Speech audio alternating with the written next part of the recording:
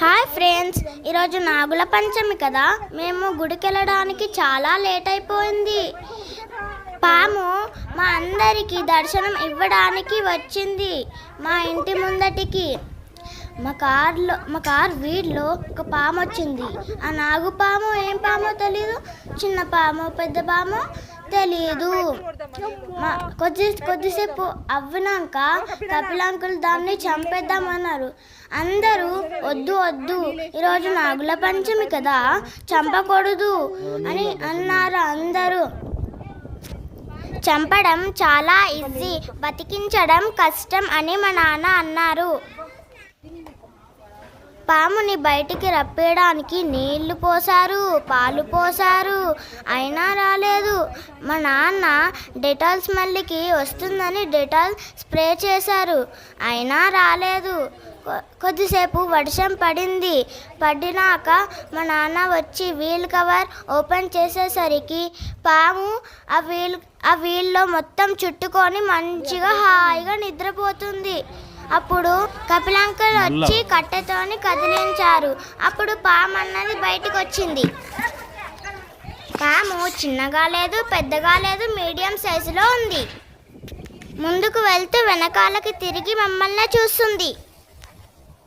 పాము గ్రే కలర్లో black colour చుక్కలతో ఉంది. కాకపోతే అది నాగు పాము కాదు. అది ఏ పామో తెలీదు. ఏ పాముకైనా విషం ఉంటుంది, అందుకే దాన్ని దూరంగా పంపించడానికి ప్రయత్నం చేశారు. నాన్న స్ప్రే చేసిన డెటాల్ వల్ల పాము మెల్లగా పాకుతూ వెళ్తుంది.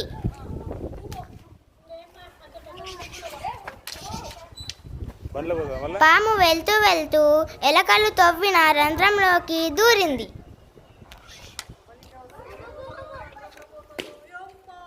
అది ఆడేమున్నది అందరం ఉన్నది.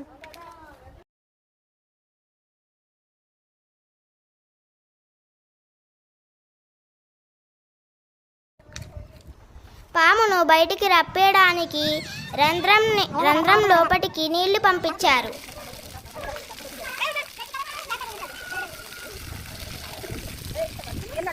అప్పుడు పాము ఊపిరి ఆడకపోయేసరికి బయటికి వచ్చింది.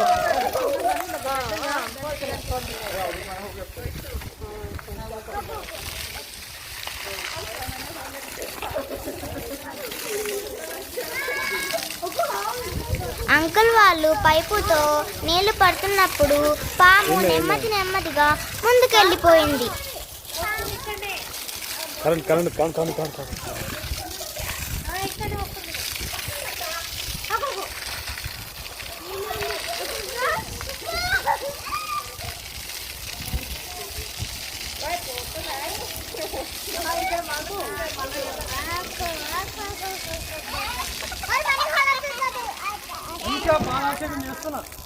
స్నానం చేపిస్తున్నా.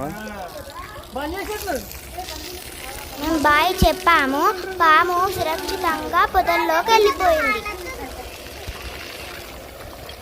పాములకు మంచి చెడు తెలీదు, అవి ఎప్పుడైనా రావచ్చు. మనం జాగ్రత్తగా ఉండాలి, మన పరిసరాలను శుభ్రంగా ఉంచుకోవాలి.